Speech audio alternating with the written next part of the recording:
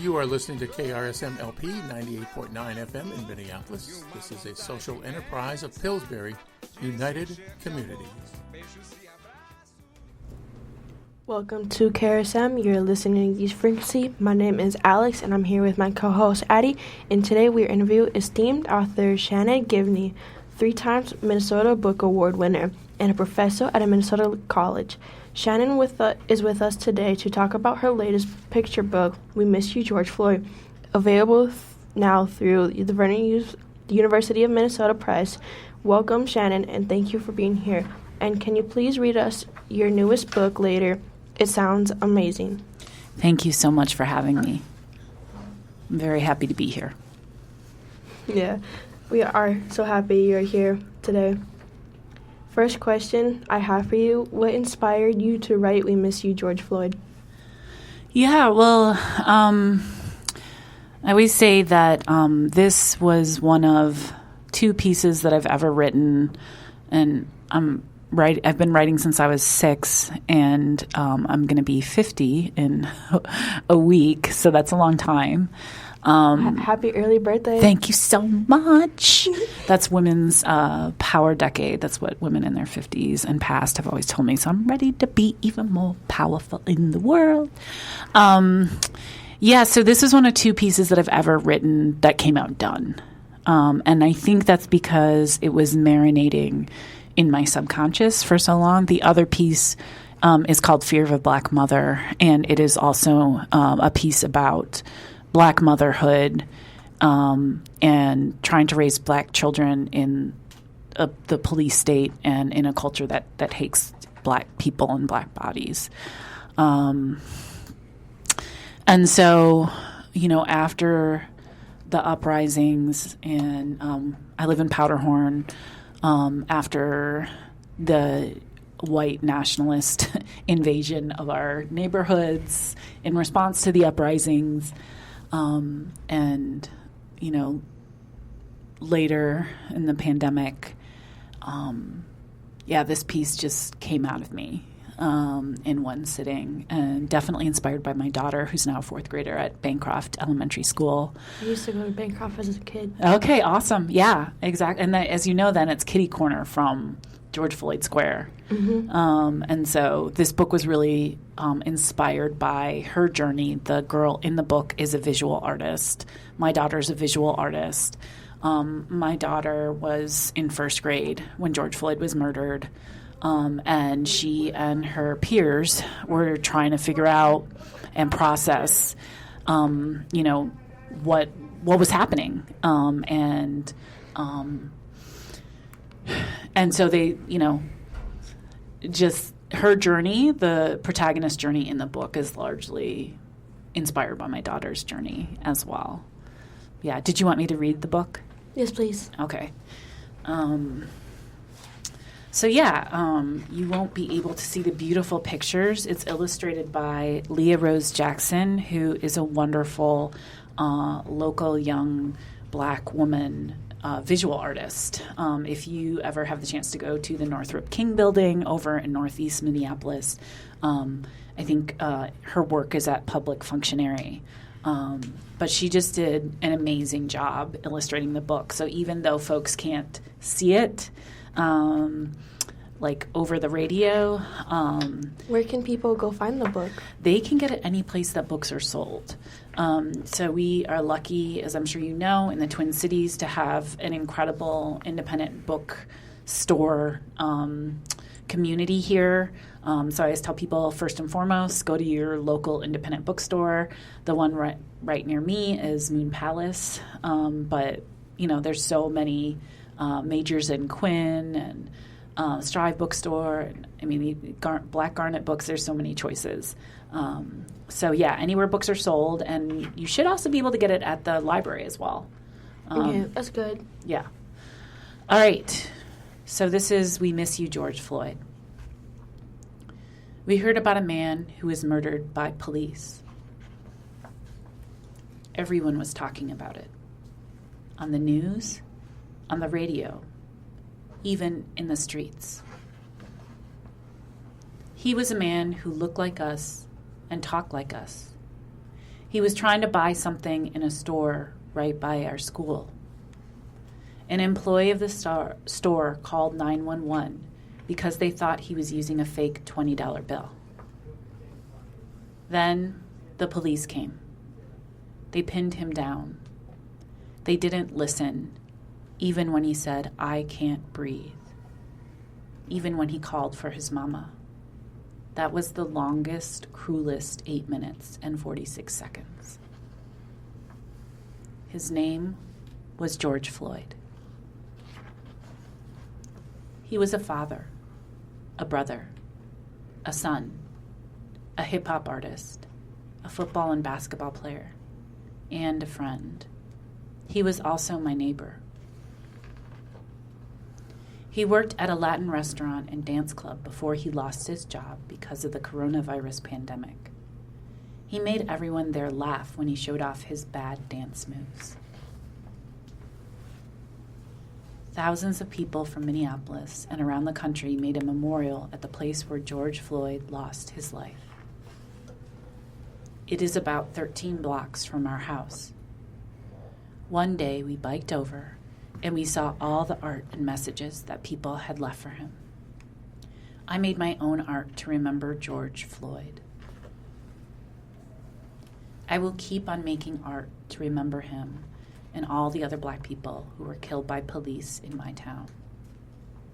We will keep fighting for justice. We will not forget.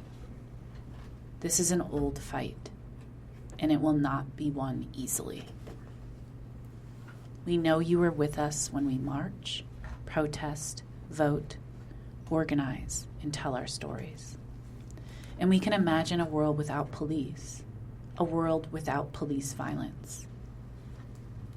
What would it feel like, sound like, look like?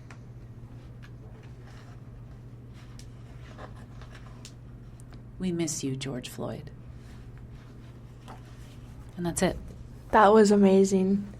I remember being down by the George Floyd Square and helping out create some of the memorial, chalk drawings. It's probably washed away by now. But I remember my mom's old roommate was really into the George Floyd, and we always got to go down there with her kids, help out, draw some things, and it was really amazing to go down there, and that book brings a lot of memories back. How old were you at that point? I probably 10 years old, maybe a little older, maybe 11. Did you know what was going on? Did you have a concept of,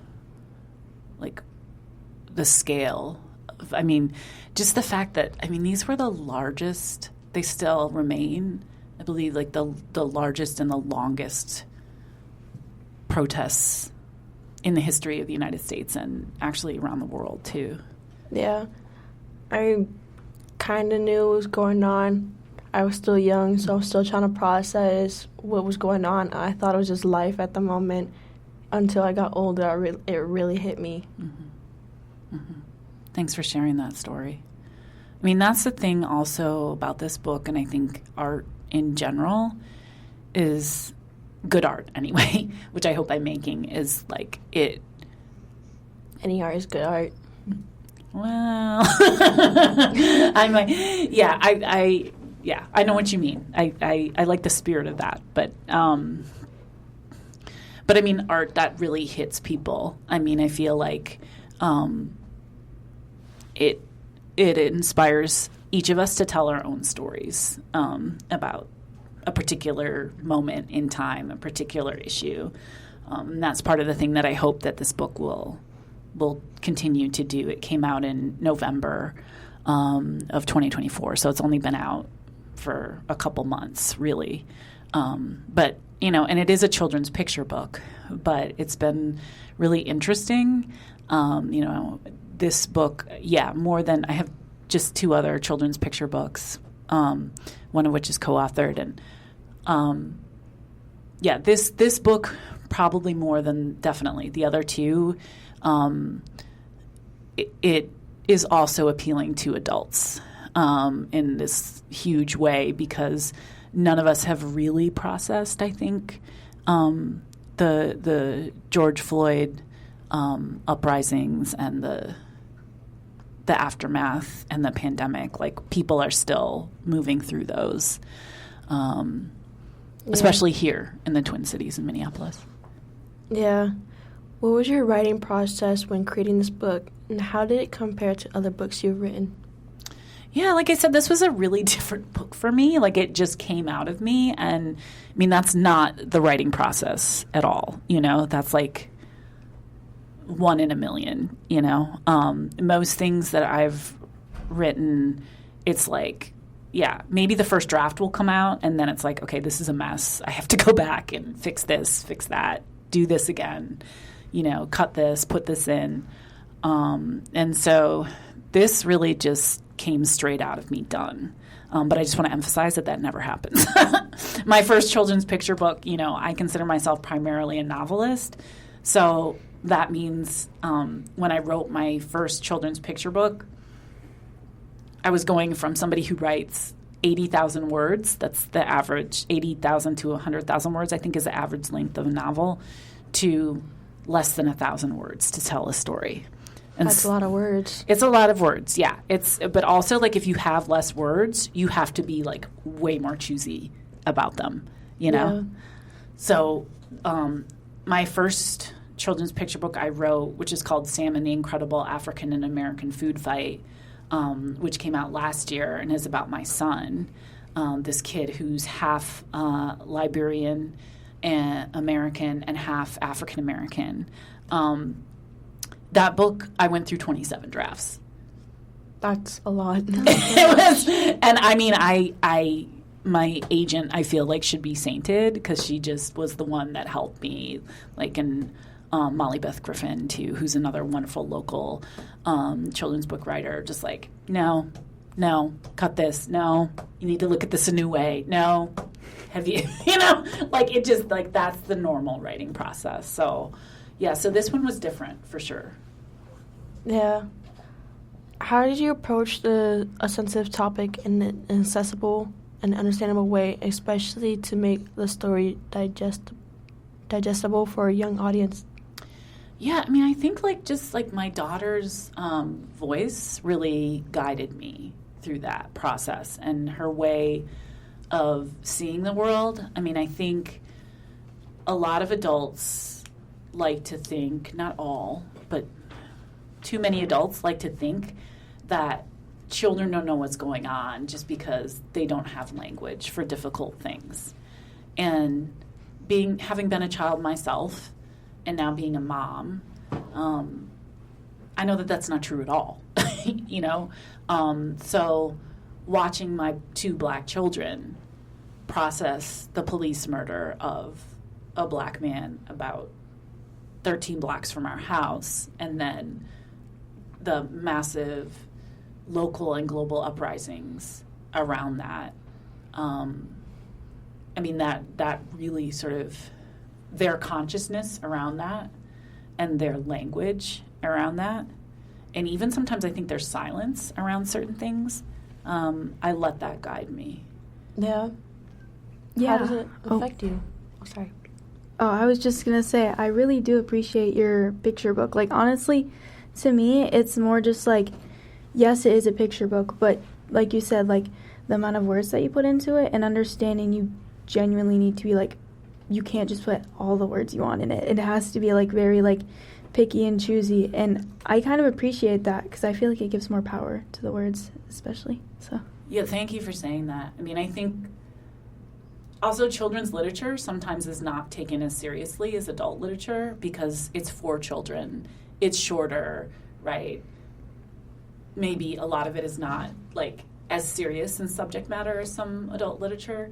But if you think about it, in some ways, it's harder to write something shorter that's good than longer because you don't have as much space to do it, And again, we don't have to, compare apples and oranges because they're not the same thing. And I write in many different genres. I write, like, adult literary fiction too, and that's a great form too. But I do think that, like, yeah, there's something to be said for this genre, for a short, compact, story that tells about a particular child's experience with this traumatic event. Yeah. Mm-hmm. For sure. Oh, sorry. I have a question. Mm-hmm. Are there any future projects you're working on? I'm always working on projects, yeah. And even when I'm not working on them, my subconscious is working on them. So it's just sort of like what kind of work. For me, I'm also professor of writing at Minneapolis College, which I love. But during the regular school year, I teach 5 classes a semester, which is a lot. And so it's harder for me to get first drafts of anything done. It's almost impossible, actually, during the regular school year. So I really, or do like a major revision of something during the regular school year, because I'm really focused on my teaching. But in the summers, I don't teach. I really just focus on my creative stuff. I've been working for a few years now on my first middle grade novel. So that's a novel. It's a trilogy, actually. And it's for kids in grades 6 through 8. My children are a major inspiration for most of my writing right now. And so it's about my son, this kid who's like a 6th grader, and he thinks that he's been accepted, he and his friend, to this green initiative at this oil refinery. And then they find out that it's like, it's basically like this dystopian, weird story of like this oil company and the oil industry trying to, manipulate the minds of these young people, these multiracial friends and young people. And it's got magic and other things in it. So I've been working on that. It's called Children of Oil City. And I'm hoping to get, it's like 3rd or 4th draft, so I'm hoping to get a serviceable draft out by this summer. Can we get a sneak peek of what it's called? It's called Children of Oil City. Children's of Oil City. Of Oil City, yeah. Yeah. So working on that, and then the children's book that I co-authored with Diane Wilson, Sun Young Shin, and John Coy is called Where We Come From. And so that was published in October 2022. And basically, we're talking about where we come from cosmically, scientifically, and then most of the book is taken up by talking about where we come from ancestrally and culturally. I'm African American and white, so we talk about that. I talk about my ancestry and cultural background with that. Sun Young Shin's Korean American, so she talks about her ancestry and cultural history from that point of view. Diane Wilson is Dakota, so she takes on the topic from that perspective. And John Coy is white, Scottish, and Irish. We have a new project now about water, specifically looking at how water and the flow of bodies of water, like rivers and creeks and watersheds, like where we get the water that we drink and where we get our shower water from, and all these things that we don't really think about on a daily basis in the ways that certainly people in other parts of the world and our ancestors were thinking about water because they had to survive. We're getting the final draft together of that. So hopefully that will be out in another year or year and a half, 2 years. That's really cool. I might have to go to a library for finally to go read it. Yeah, thank you. I haven't been to a library in maybe 5 years. You got to get to the library. Minneapolis has some amazing libraries. Yes, I definitely agree with that, especially the Central Library. Oh. My favorite. Oh, my goodness. They have that whole teen center there, right? Yes, I've been to it. Oh, my gosh. You don't understand. I love public libraries so much. Yeah, support public libraries, and we have one of the best systems in the country, if not the best. Seriously, especially now more than ever, get a library card. Yes. I'm not really a book person, but I'm legit thinking about going to read more books about your books. Good. Glad to hear that. And also, I'm just saying this now, for libraries, like, you don't even need to read books there, just, like, a general good resource. If you want to, like, if you don't have a printer, you can print stuff out, just using, like, Wi-Fi there, or there's just so many resources, like, I don't know, I love it. Library? How's the community there? Go ahead, I'm sorry. How's the community there? Oh, in the library? Yeah. I would say it depends where, but as, like, a more general, I feel like it's just very, like, community-oriented, and, like, everybody's there for something different, and then, like, we all have our library cards. We're all cool with them, you know? Our VIP cards. I mean, I feel like the library and maybe, maybe the way that fire departments are run are, like, two of the only institutions in American life that are truly socialist, kind of, you know? Yeah. This idea that maybe like the public parks is, commons, right? Which we have amazing public parks here too in Minnesota. But like this idea that, we have this shared resource of books and films and digital archives and all of these things that the library has, and then we use them and you can take them home, right? And then bring them back for somebody else to use. There's so few things, increasingly fewer and fewer, and I'm sure that there will be less and less public commons things like libraries in the next 4 years, Yes. And so, I feel like, libraries are, they're hot. Like, they're hot. Yeah, or definitely just, like, as a third space that you don't have to pay for. You can just go in. Yeah. Don't you have to pay for a library card, though? No. Really? No. I thought I had to. No. That's the whole idea of library. And plus you get access to this, like, whole Libby thing, which I haven't used, but my friends, like, swear by it. Like, what's that? It's like a online, like, you can get it on the App Store. You can download, like, ebooks or audiobooks. I've used it before. I really recommend it. I think it's very fun to use. And yeah, I have a lot of friends who listen to audiobooks, and before, like, I'm actually on Audible. I don't really listen to audiobooks that much. But, like, in the car, sometimes I will. And they're like, get off Audible, Shannon. Like, don't pay for this. Like, this is free on Libby. Exactly. You just sign up using your library card, and then just free access to all that book. Mm-hmm. Which is amazing. Very. Also, I'm wondering for your picture book, specifically the one we're talking about now. But I'm just wondering, so have you done, like, any sort of live readings before? Yeah. This is probably the book that had the most pre-publication interest. So I did, speaking of the library, I did events at 2 libraries. I did one at Hosmer. I did also an event at my home neighborhood library, East Lake Library.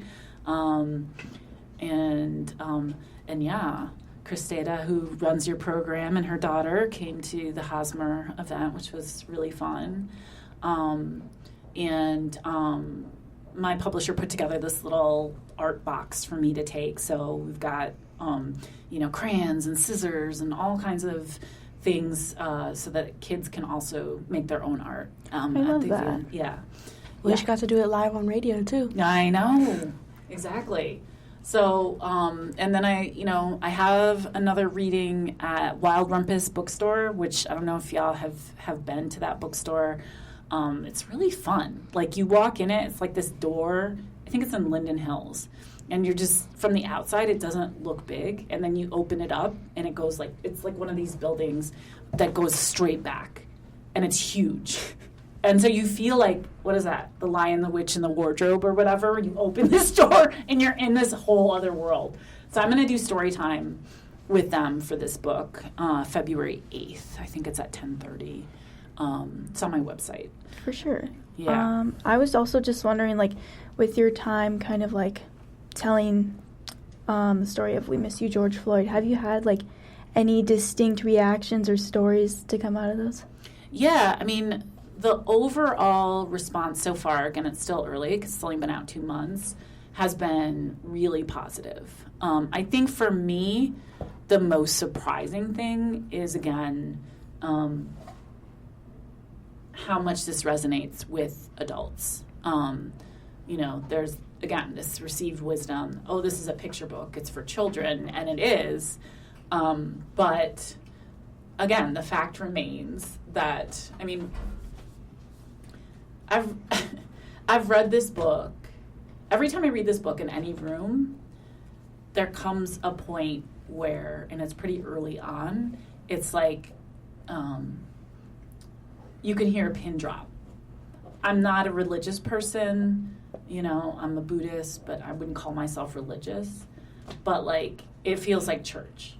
And I think that's because, these are all Minneapolis audiences, and people just haven't had the space, the context, the opportunity to kind of process and let go of all the things that they went through and have been carrying since this time.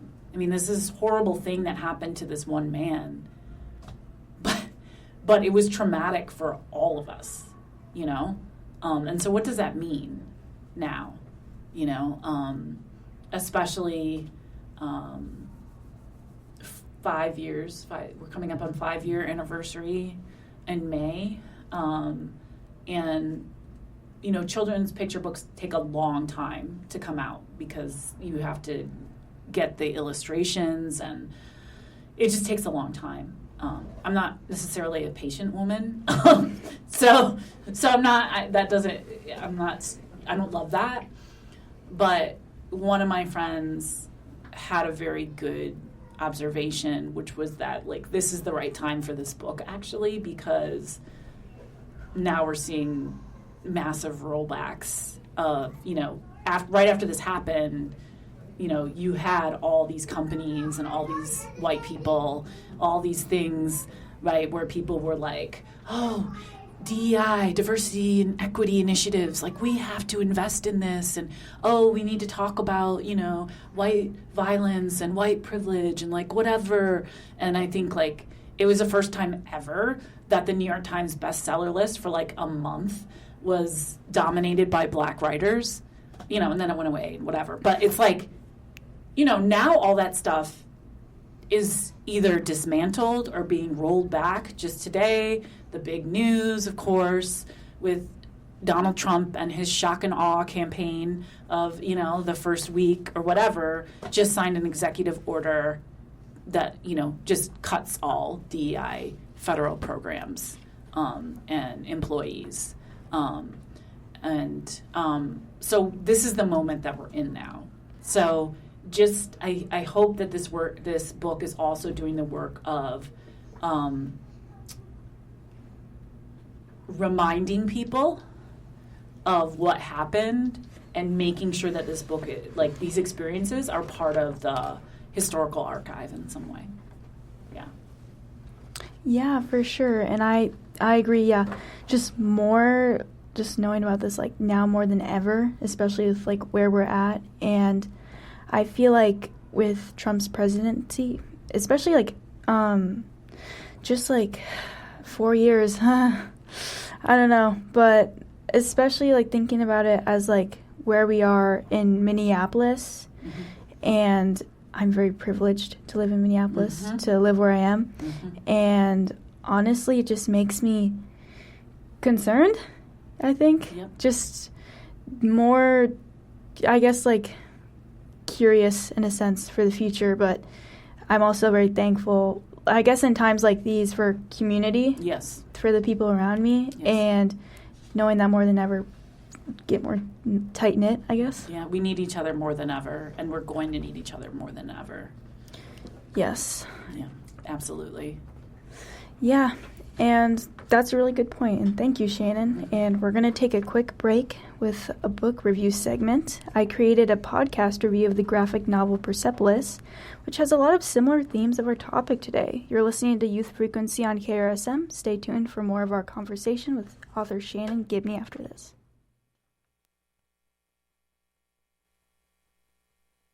Hello, my name is Addison, and welcome to the 5-Minute Podcast. Today I'll be talking about a book I recently read, Persepolis, the complete series, a graphic novel by Marjane Satrapi. Book 1 was released in 2002, followed by the second in 2003. Persepolis follows Marjane, nicknamed Margie, in her childhood through young adulthood growing up in Iran during the Islamic Revolution.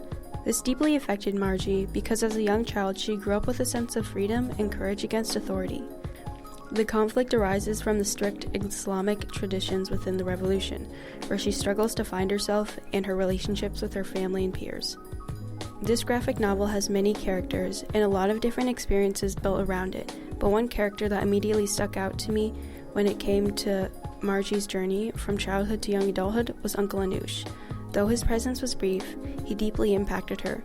Anoush was the brother of Margie's father, who helped Azerbaijan declare its independence and escape Iran in favor of the Soviet Union. To Margie, he represented hope and optimism within the early days of the Iranian Revolution. Margie's grandmother was a private woman, but her strength was relentless. The grandmother lost many family members and experienced political oppression. Her grandmother's experiences inspired Margie. The grandmother may have not been very close with the rest of the family, but she and Margie had a special connection. Margie's parents always inspired her. She was educated and politically active. It was a given that Margie's parents always inspired her, and she was educated and politically active. It was a given that Margie would follow in their footsteps. Persepolis is based on real life, the setting especially. Margie lived in the Iranian capital of Tehran during the late 1970s when the revolution caused much turmoil in the country.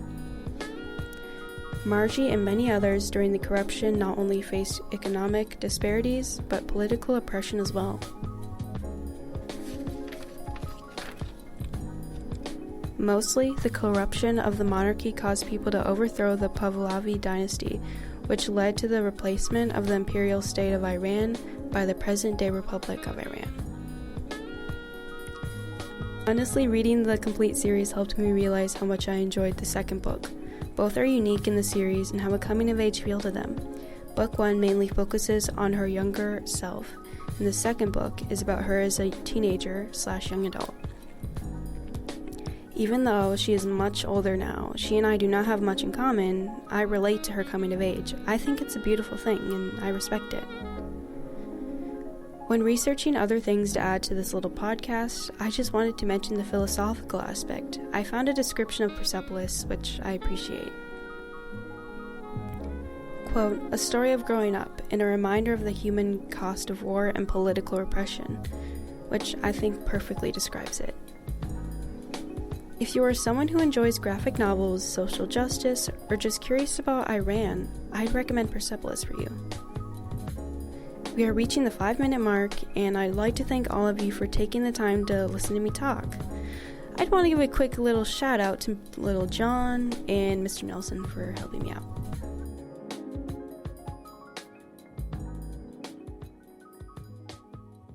Wednesday. Join us on February 5th from 4:30 p.m. to 6 p.m. at Brian Coyle Center, 420 15th Avenue, South Minneapolis, 55454 for the Fans Scholar Career Fair, a place for high school students to connect with schools and employers to learn about job training and education opportunities. Dinner and raffle included. That's Fans Scholar Career Fair, Wednesday, February 5th, 4:30 p.m. to 6 p.m. at Brian Coyle Center.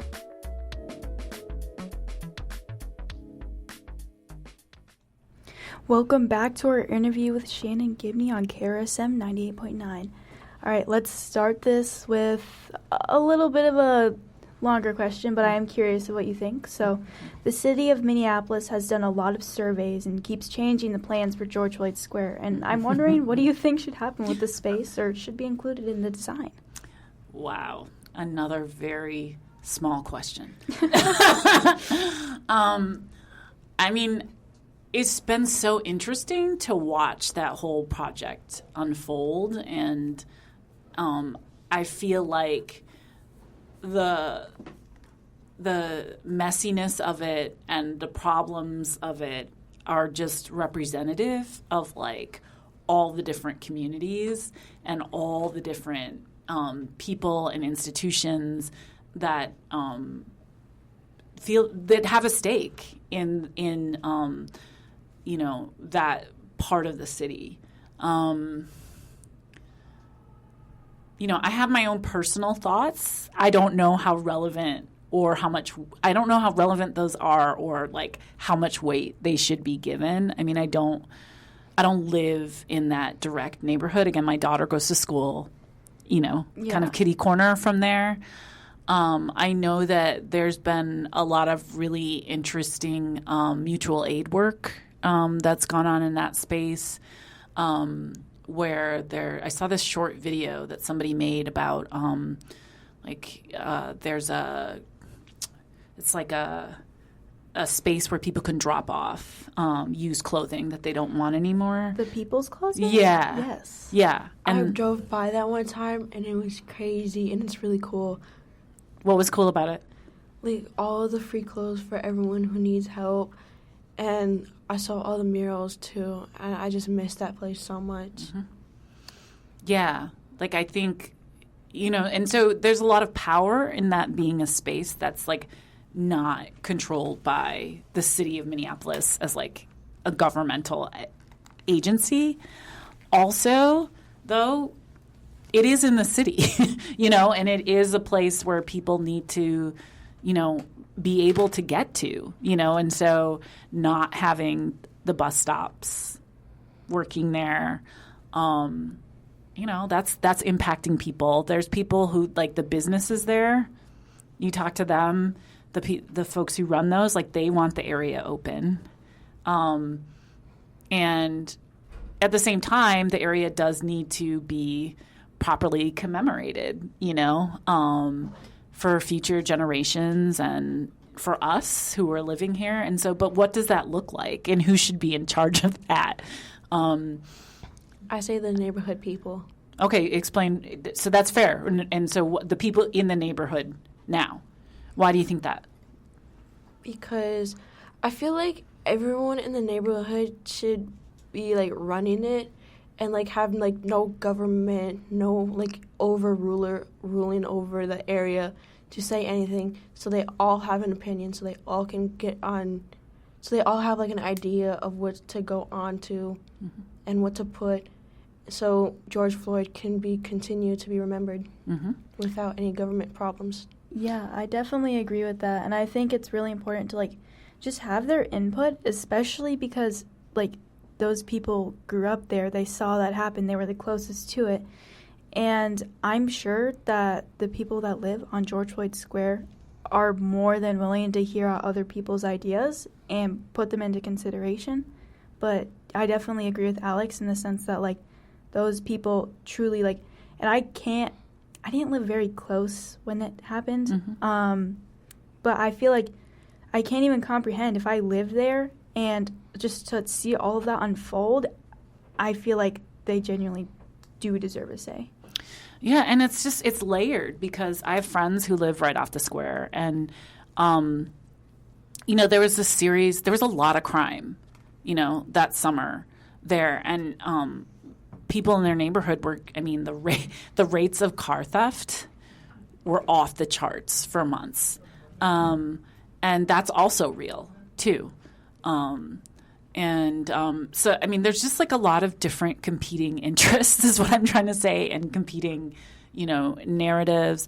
And I'm sure some people who are in the neighborhood, as you say, have been there for a long time. And then other people, you know, they're relatively new to the area, right? So I agree with you both. I just think it's really complicated because it's like, well, if somebody's been there longer than somebody who just, like, moved there, like, 2 years ago, should they have more of a say? Like, how should they have more of a say?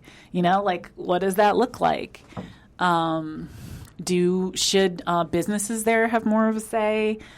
I will say that the names on the street,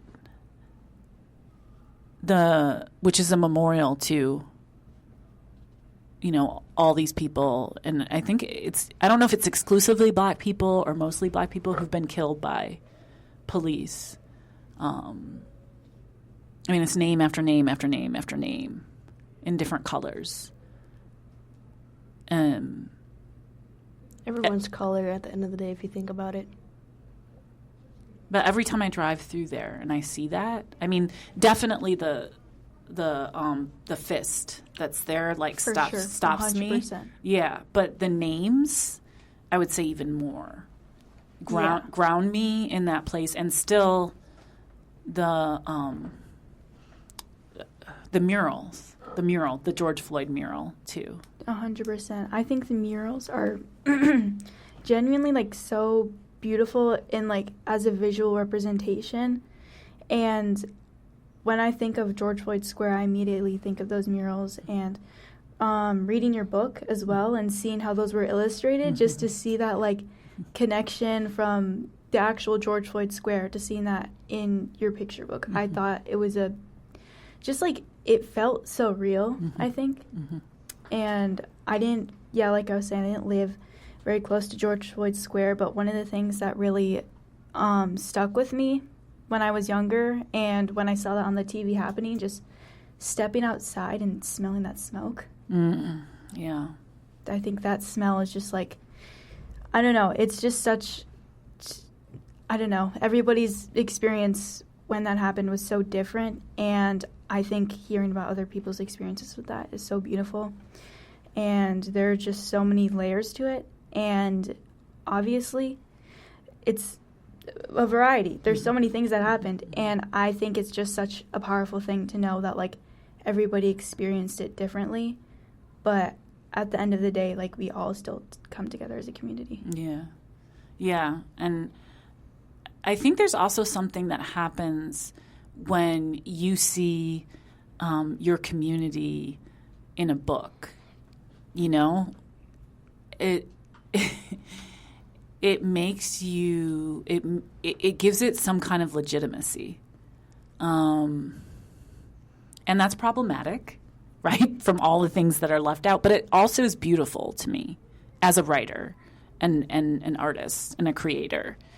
As you say, on that page of the mural that the illustrator Leah Rose Jackson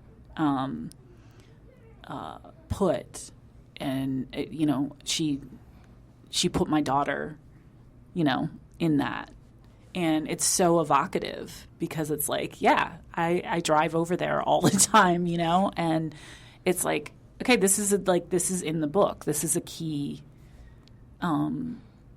moment for this young protagonist. And I think that matters. Yeah. And also, this is just another question. I'm just wondering, how was it collaborating with your illustrator? What was that connection like? What was the process? Yeah, no, that's a great question, actually. So what happens is the writer writes the picture book manuscript, and then typically you'll give it to your agent. The agent will shop it around at different publishers. For this book, I sent it to both my agent and my editor at University of Minnesota Press because I knew I'd done two projects with the University of Minnesota Press, and I knew that this book would be perfect for them because they are based here. And I thought it would be really important to have a press like that whose mission is to connect communities and create more dialogue around some of the most important issues of our time. I just thought they could do a really good job with a book like this. And yeah, they were super interested right away. Then after that, I met with my editor, who Eric Anderson, who showed me, I think maybe this artist might be really good. What do you think? What about this artist, et cetera, et cetera. And so Leah was one of the illustrators that he showed me her work, and I I loved it right from the beginning. And then she said yes to the project. Lucky for us. And she lives in North Minneapolis, so we were able to meet in George Floyd Square, me, her, and my daughter, and Eric Anderson, my editor. And so we walked through George Floyd Square together. And then went back to my house. And she said that meeting my daughter was a really important part of illustrating this book for her, because it really just created this whole personality for the character. But that's not the usual experience that you have between a writer and an illustrator. Usually your illustrator lives far from you, like for my first children's picture book. Let's see. For the co-authored one, Where We Come From, our illustrator's in Singapore. And then for Sam and the Incredible African and American Food Fight, my illustrator's in Atlanta. So this is unusual, that you actually meet the illustrator. Typically what happens is, you and your publisher decide or make an offer to an illustrator. Illustrators aren't automatically going to say yes. They might be like, this isn't really a good project for me, or I have all these other things that I'm already working on. I can't do this right now, et cetera, et cetera. And then you sort of, they make up a contract, and then it takes typically, I think, like anywhere from 8 months to. Oh my gosh. Yes, to get the first drafts of the storyboard. Wow. Yeah. And for Sam and the Incredible African and American Food Fight, it took 7 years because, for the illustrations to get done, because Charlie Palmer, who's this amazing Black painter in Atlanta, for each image on the page, he actually made a whole painting. Really? Yes. And he based the kids in the book on the kids in his neighborhood, so he had people put it was like a whole thing. That's so beautiful. It was it was really beautiful. My son, again, the book is based on my son who's 6 in the book. So he was 13 when the book came out. So my kids are super supportive of my writing, but he was like, that's cute, Mom. You got this novel here. You got this other project here. That's great. But where's my book? No, yeah. So, yeah.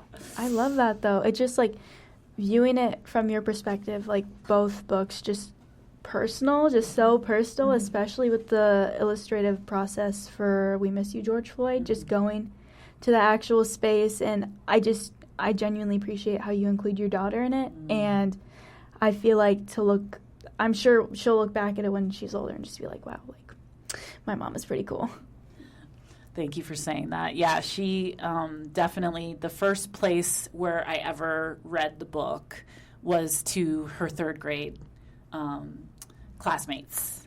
And, again, unfortunately, listeners can't see the cover, but the girl in the cover is wearing these, purple glasses, and so all her peers are like, we know those purple glasses. That's Maui. And remember last year she used to wear her hair one afro puff in the front and one afro puff in the back. That's just like the girl on the cover. They were, so excited. And she, she's more of an introvert than me, but I could see she was very proud. She was sitting there yes, that's me. So that was a very cute moment.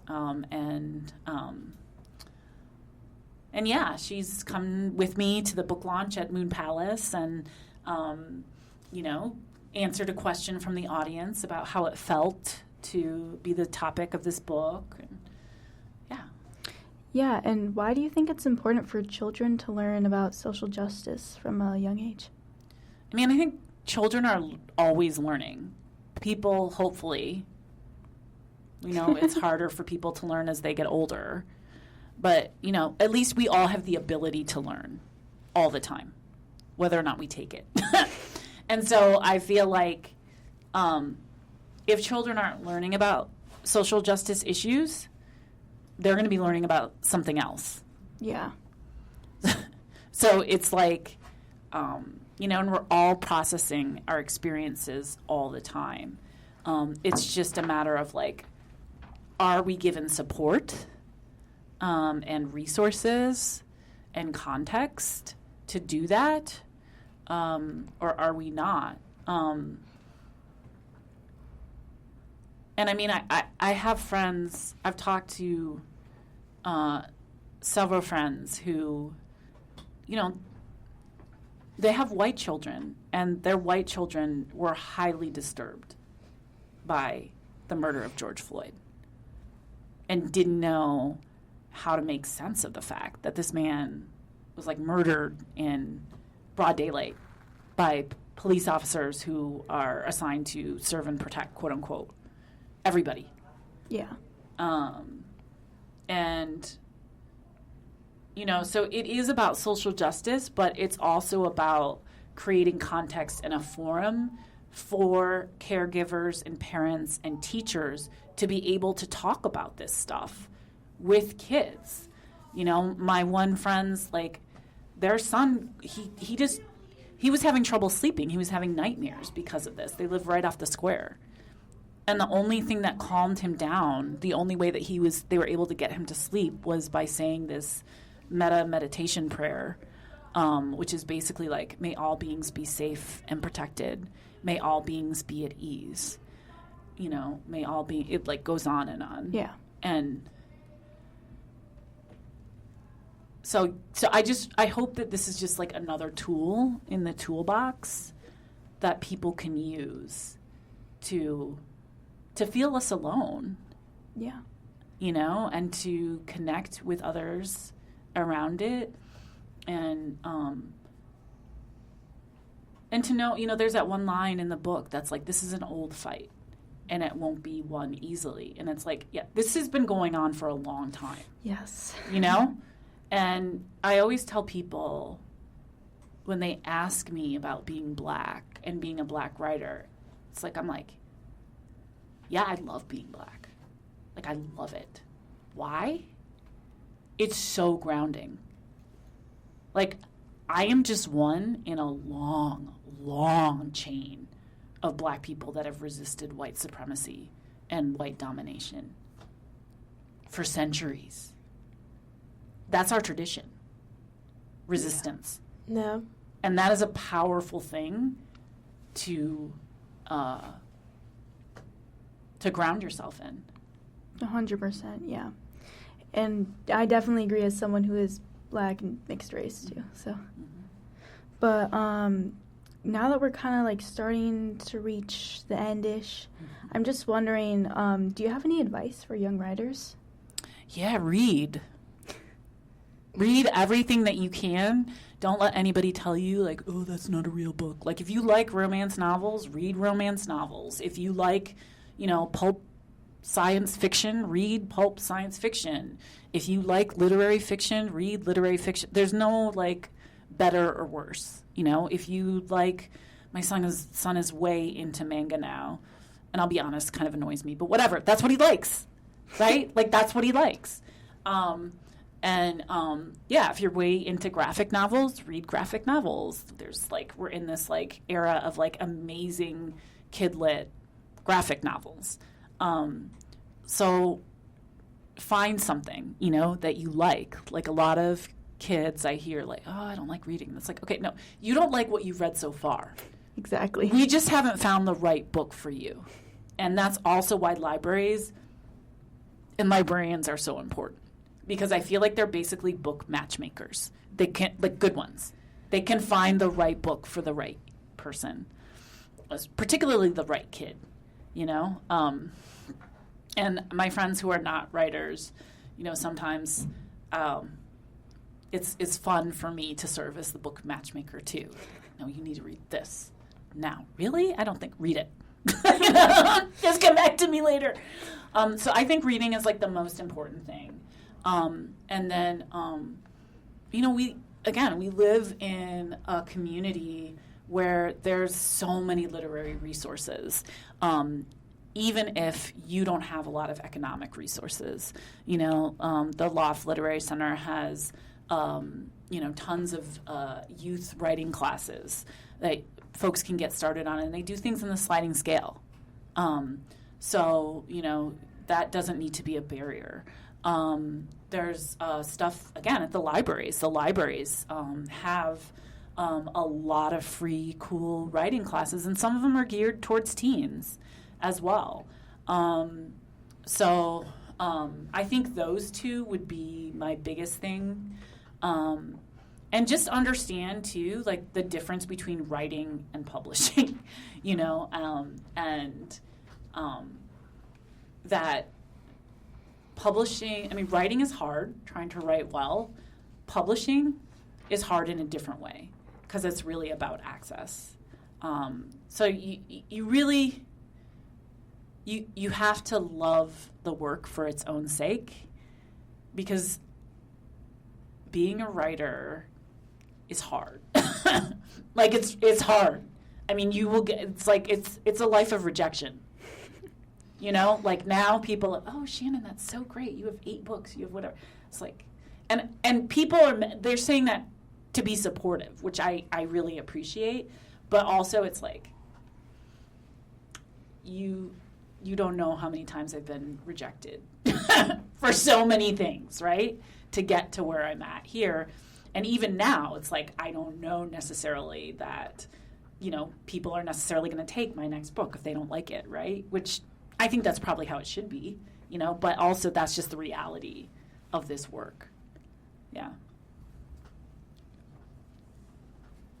Yeah, and kind of like just thinking about that for young writers. Also just like, knowing the resources available to you. Mm-hmm. I feel like especially now, more than ever, there's just a lot of accessibility, whether that be like in person or online even. Online too, yeah. Mm-hmm. Especially online, I think, with social media. Mm-hmm. And not like, I'm trying to think, like, not publishing platforms, or I'm trying to think, I don't know, like people making fan fiction. Mm-hmm. Yeah, which is really interesting. That's just like a really interesting genre to me, and niche and whatever. Like, it's just interesting. Yeah. Yes, and we're reaching the end, but I definitely do want to thank you for being here. I feel like conversations like this are so important, and I'm very joyous about it. And Alex, do you have anything else to add to continue? No, not really. I'm just very happy you're here, and I'm really thankful we got to talk to you, and I'm really thankful you got to read that amazing book. I might have to go cop me a copy low key. Well, thank you so much for having me, and I just think this is awesome that KSRM exists, and that you all are doing this kind of work to get youth voices out into our communities. So yeah, keep at it. 100%. And we're coming to a close end of our show. I want to thank author Shannon Gibney for speaking with us and writing the beautiful new book, We Miss You, George Floyd. I'm Alex with my co-host Addy, and you're listening to Youth Frequency. Join us every Wednesday at 5 p.m. on KRSM 90.9 Radio for All.